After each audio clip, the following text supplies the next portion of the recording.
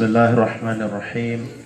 Bismillahirrahmanirrahim. Assalamualaikum warahmatullahi wabarakatuh.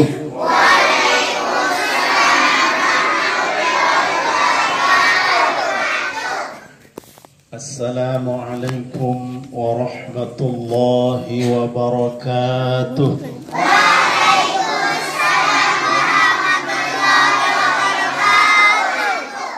Alhamdulillahi Rabbil Alamin, wal aqibatu lil muttaqin, wala udwana illa 'alal zalimin, wassalatu wassalamu ala asyrafil anbiya'i wal mursalin, sayyidina Muhammadin wa ala alihi wa sahbihi ajma'in. Allahumma aslih ummata Muhammadin sallallahu alaihi wasallam وفرج عن أمة محمد صلى الله عليه وسلم وارحم أمة محمد صلى الله عليه وسلم وانشر واحفظ وأيد نهضة الوطن في العالمين بحق محمد صلى الله عليه وسلم. سبحانك لا علم لنا إلا ما علمتنا إنك أنت العليم الحكيم. رب اشرح لي صدري ويسر لي أمري واحلل عقدة من لساني يفقه قولي. أما بعد. Anak-anakku para santri, apa kabarnya malam ini? Baik. Alhamdulillah. Alhamdulillah, puji syukur kita panjatkan kehadirat Allah Subhanahu wa ta'ala atas seluruh nikmat karunia yang telah diberikan kepada kita semua. Nikmat apakah itu? Antara lain nikmat sehat wal afiat, nikmat iman dan Islam, nikmat diberikan kita kesempatan untuk menuntut ilmu, terutama ilmu-ilmu dinul Islam. Nikmat kita diberikan, alhamdulillah, dapat belajar kitab suci Al-Qur'an. Tahukah ananda semua para santri bahwa baginda Rasulullah sallallahu alaihi wasallam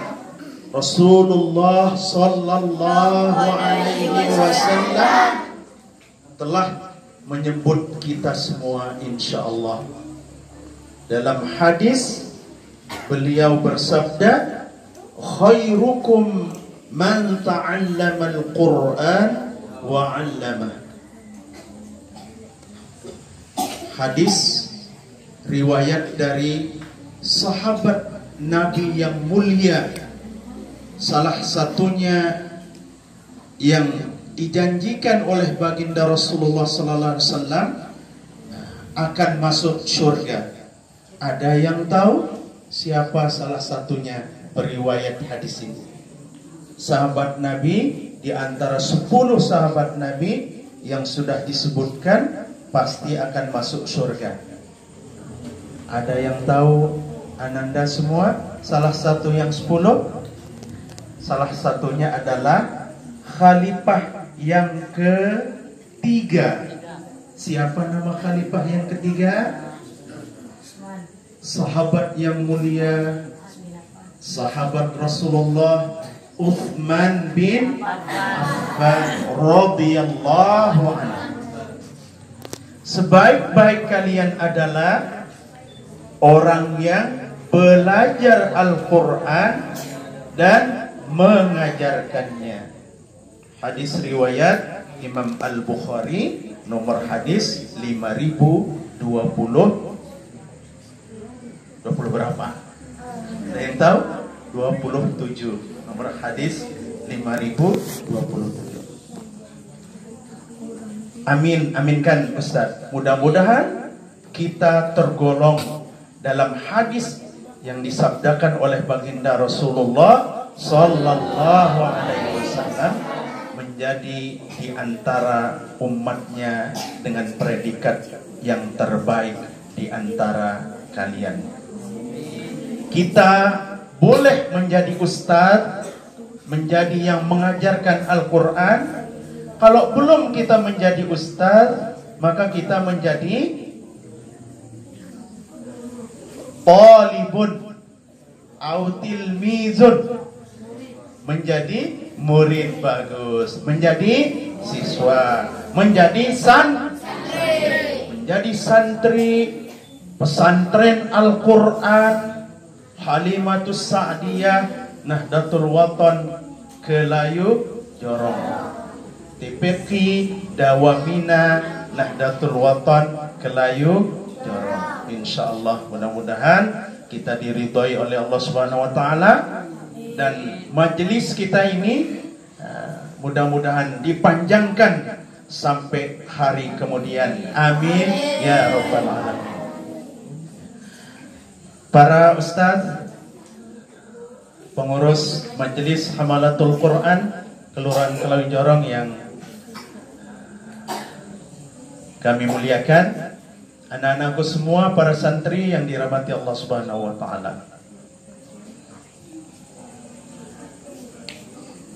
Kalau kita mengaku dan sudah benar-benar mengaku dengan sepenuh hati bahwa kita ini adalah umat Islam, orang yang beragama Islam, maka wajib bagi kita untuk menjalankan kewajiban sholat, mendirikan sholat 5 waktu sebagai rukun Islam yang keberapa, Ananda semua? Sebagai rukun Islam yang keberapa? Yang kedua. Yang pertama adalah membaca 2 kalimat syahadat. Yang pertama namanya syahadat tauhid, syahadat tauhid, syahadat persaksian pengakuan kita dengan sepenuh hati bahwa tidak ada Tuhan selain Allah SWT. Asyhadu an la ilaha illallah wa asyhadu anna Muhammadar Rasulullah. Yang kedua adalah syahadat Rasul. Yang kedua adalah syahadat Rasul. Syahadat atau persaksian kita dengan sepenuh hati bahwa Nabi Muhammad adalah utusan Allah Subhanahu wa ta'ala. Setelah itu maka kita wajib mendirikan sholat 5 waktu dalam sehari semalam. Sekarang angkat tangan. Siapa yang mau mesan tiket ke Porda? Siapa yang mau mesan tiket ke neraka? Wah, Medina ngangkat. Siapa yang mau mesan tiket ke surga?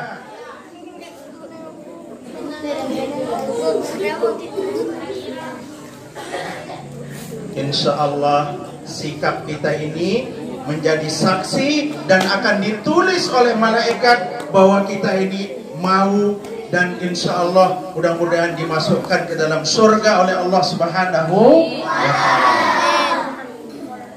Mengapa Ustaz bertanya demikian? Karena ini adalah pertanyaan yang kelak akan ditanyakan kepada ahli neraka. A'udzu billahi minasy syaithanir rajim. Bismillahirrahmanirrahim. Ma salakakum fi saqar?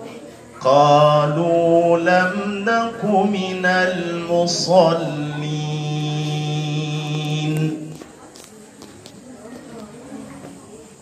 Hei, kenapa kamu masuk neraka?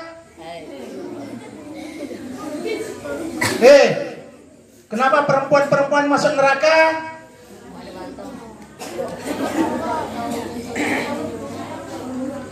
Mereka menjawab, kami tidak pernah mendirikan sholat. Sekarang mari kita jujur dengan sepenuh hati. Adakah kewajiban mendirikan sholat ini saban hari, saban malam kita tinggalkan? Berarti sejak di dunia kita telah siap-siap memesan satu tiket tempat di neraka. Siapa mau mesen kaplingan di neraka? Siapa mau mesen kaplingan di neraka? Kalau tidak ada yang mau, maka janganlah sekali-kali meninggalkan. Insya Allah ya Nanda semua. Insya Allah ya. Insya Allah kita tidak akan meninggalkan kewajiban mendirikan sholat. Ketika baginda yang mulia kekasih Allah Subhanahu wa taala diperjalankan dalam mi'rajnya, maka baginda Rasulullah sallallahu alaihi wasallam dibawa ke neraka. Apa yang dilihat oleh baginda Rasulullah SAW di neraka? Ada sekelompok orang-orang lagi ditimpakan kepada kepalanya batu yang sangat besar, sehingga kepalanya hancur lebur. Setelah hancur, dikembalikan lagi oleh Allah Subhanahu wa taala dalam bentuk yang utuh, lalu ditimpakan lagi dengan batu yang sangat besar dan keras, hancur lagi kepalanya. Mau tahu sakitnya? Mau tahu sakitnya? Ambilkan Ustadz kerikil kecil saja, ntar Ustadz lempar ke kepalamu. Bagaimana kalau batunya sangat besar di neraka, panas lagi? Lalu Nabi bertanya kepada malaikat Jibril, wahai Jibril, siapakah mereka itu? Ada yang tahu jawaban malaikat Jibril? Ada yang tahu jawaban malaikat Jibril? Ada hadiahnya dari Ustaz. Tapi sekarang tidak bawa dibon aja, kalau ada yang tahu nanti dibon. Ada yang tahu jawaban malaikat Jibril? Malaikat Jibril menjawab, mereka itu adalah sekelompok umatmu yang melalaikan sholat. Na'udzubillahi min. Mau ditimpakan batu besar di kepalanya? Hanya sering-sering melalaikan sholat kalau mau. Malaikat, Ananda para santri, tolong perhatikan Ustaz baik-baik. Tepuk anak soleh.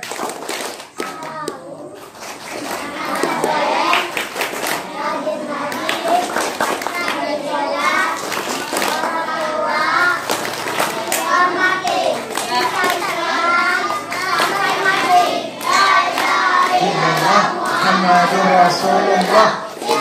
Islam, yes, kafir, no. Apa tadi kalau anak soleh itu? Apa tadi kalau anak soleh itu cirinya? Sholat, ngaji, bakti pada orang tua. Nih perhatikan Ustadz nih, perhatikan Ustadz. Ustadz itu kalau sholat itu selalu Ustadz mengingatkan, bahkan level mengingatkan Ustadz itu sudah pada level bahasa Koreanya memel. Ada bahasa Korea memel? Enggak ada ya bahasa Korea memel. bahasa Rusia mungkin yang lagi gempur Ukraina, memel itu. Atau bahasa Ukraina yang digempur sama Rusia. Apa memel itu? Sering Ustadz mengingatkan, kalau kita lagi sholat, sholatlah kita dengan cara yang baik. Tidak boleh sambil main-main. Janganlah kita suka melalaikan sholat. Orang melalaikan sholat saja, Nabi melihat disiksa, ditimpakan di kepalanya batu besar. Apalagi Ananda semua tidak mendirikan sholat. Na'udzubillah, summa na'udzubillah. Kalau kita masih kecil, maka sejak usia 7 tahun Nabi perintahkan kepada orang tua, ayah bunda, agar mengajar kalian untuk belajar mendirikan sholat. Siapa yang berusia 7 tahun? Coba angkat tangan. Yang kelas 1 atau kelas 2 SDMI. Maka sudah saatnya Anda mulai belajar sholat. Kalau sudah 10 tahun, Nabi membolehkan orang tua untuk memukul putra-putrinya, pukulan tarbiyah, berbut tarbiyah, agar mereka tidak meninggalkan sholat. Angkat tangan yang udah usia 10 tahun. Ngaku udah 10 tahun, belum baik sholatnya, udah boleh dipukul.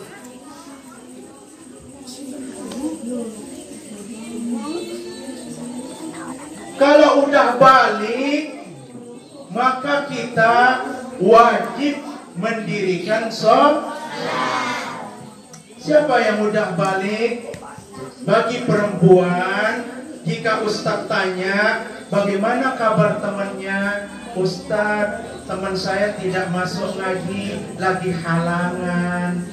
Seberapa tinggi dan besar tembok halangannya? Allahu a'lam. Lagi halangan berarti kalian yang perempuan sudah diwajibkan hukum-hukum syariat agama. Jika kalian meninggalkannya, maka kalian berdosa kepada Allah Subhanahu. Angkat tangan yang sudah dihukum taklifi, hukum balik dalam agama yang perempuan. Jangan malu-malu. Angkat tangan yang perempuan. Angkat tangan. Kok enggak ada, belum ada yang balik. Ini yang perempuan ini mengelit untuk melaksanakan kewajiban agama. Oh, yang jilbab hitam, tapi insya Allah menjadi bidadari di surga.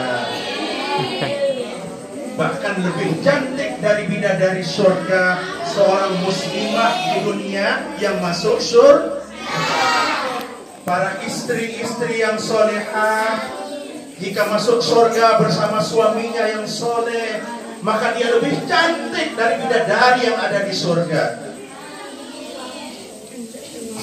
Mama Adi, misalnya ustazah, ya, jadi istri yang solehah, sholat fardunya beres, puasa wajibnya beres, menaati suaminya, maka dia akan dipersilahkan masuk surga dari pintu manapun yang dia kehendaki.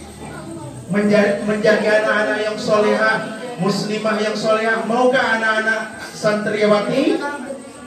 Mau enggak? Tahukah kalian yang solehah itu adalah perhiasan yang terbaik di dunia. Ad-dunya mata' wa khairu mata'iha al-mar'atus salihah. Dunia ini adalah perhiasan, kenikmatan. Sebaik-baik perhiasan adalah perempuan-perempuan yang solehah. Apa ciri perempuan yang solehah? Yang pertama, kata Nabi, idza shollat khamsaha, idza shollat saham. Jika para perempuan sholat 5 waktu. Sholat berapa waktu? 5 waktu. Zuhur, asar, maghrib, isya, subuh. Paham? Jika kalian tidak mendirikan sholat 5 waktu, maka kita oleh baginda Nabi yang mulia disebut sebagai orang-orang yang merobohkan agama. Kita disebut oleh baginda Nabi sebagai orang-orang yang merobohkan agama. Karena apa? Karena sholat itu adalah tiang sholat itu adalah tiang agama. Berarti kalau kita tidak sholat, kita merobohkan agama kita.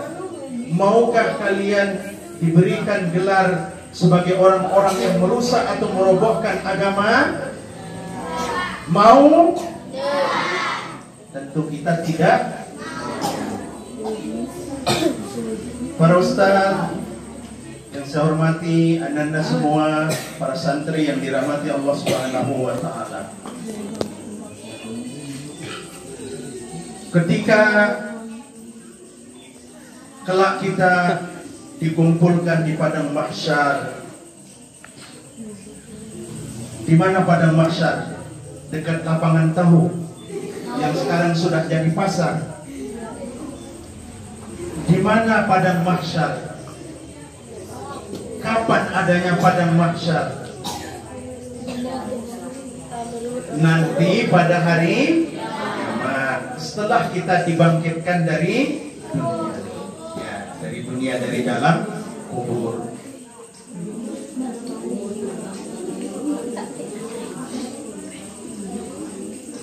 Wahai Syakira,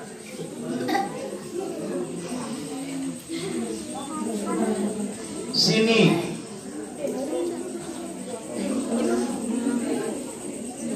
Pertanggungjawabkan semua amalmu di dunia. Amal apakah yang paling pertama kita ditanya ini dan dimintai pertanggungjawaban oleh Allah Subhanahu wa Ta'ala? Alhamdulillah. Amal apakah yang pertama kali kita ditanya dan dimintai pertanggungjawaban oleh Allah Subhanahu wa Ta'ala? Salat. Bagaimana salat kita? Setiap harikah kita meninggalkan sholat? Nauzubillah min. Jika pertanyaan ini, dan mudah-mudahan pertanyaan ini kita bisa pertanggungjawabkan nanti di hadapan Allah Subhanahu wa Ta'ala. Amin ya Rabbal alamin. Maka insya Allah seluruh amalan-amalan kita akan diterima oleh Allah Subhanahu wa Ta'ala.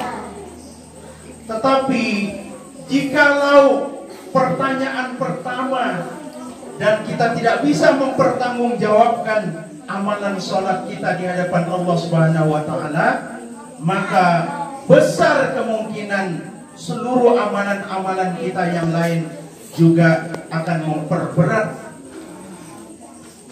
pertanggungjawaban kita di sisi Allah Subhanahu wa Ta'ala. Oleh karena itu, sekali lagi, itulah sebabnya Ustadz sering memel pada Nanda semua, bahwa kalau kita lagi sholat, kita tidak boleh bermain-main. Karena sholat inilah nanti yang pertama kali kita akan pertanggungjawabkan di hadapan Allah Subhanahu wa Ta'ala. Jangan kita bermain-main seperti cerita seorang tua yang tidur di musola. Cerita ustaz dari ustaz, cerita ustaznya ustaz. Orang tua ini sudah azan subuh, terus dia dibangunin. Waya, tahu nama wayah? Wapu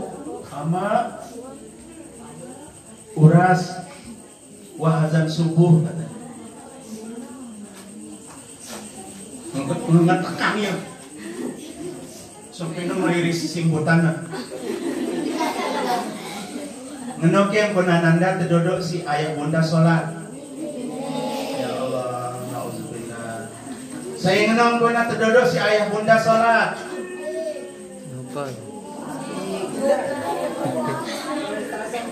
Munang-munang baik-baik sampai ngetekang, sampai melalaikan, berarti kelompok yang akan ditimpakan kepada kepalanya batu besar di neraka.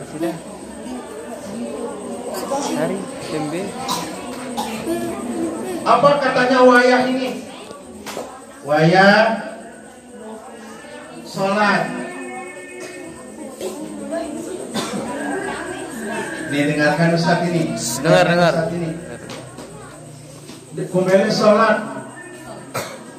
Kan saya menong kata wayah. Celaka kita mau sholat. Kena?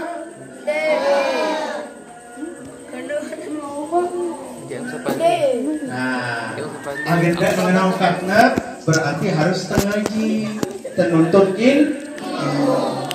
Apa dalilnya?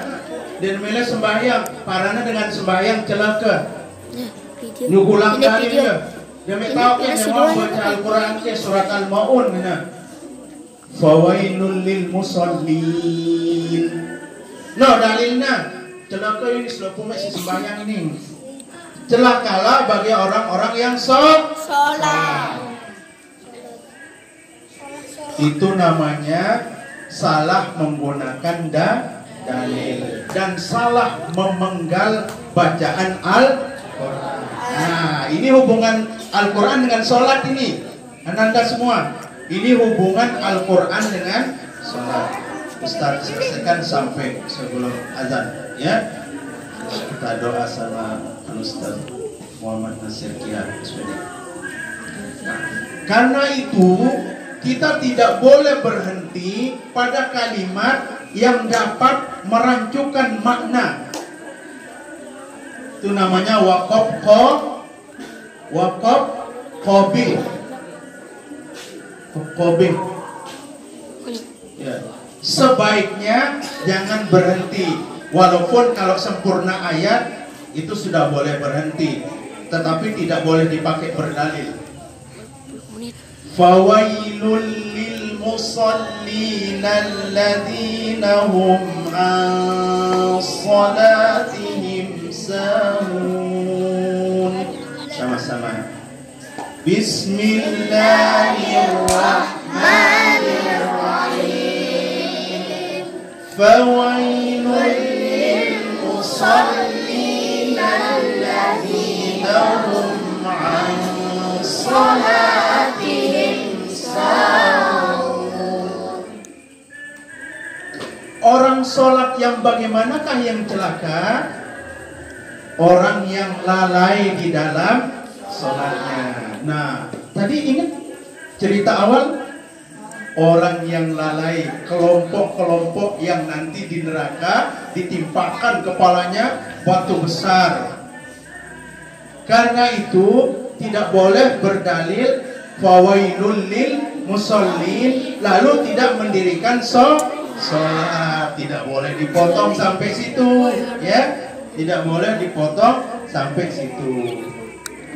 Demikian yang Ustaz sampaikan. Kesimpulannya, yang pertama, ananda semua kita ini adalah umat Islam. Yang belum balik maka diperintahkan oleh Nabi sejak dini belajar mendirikan sholat.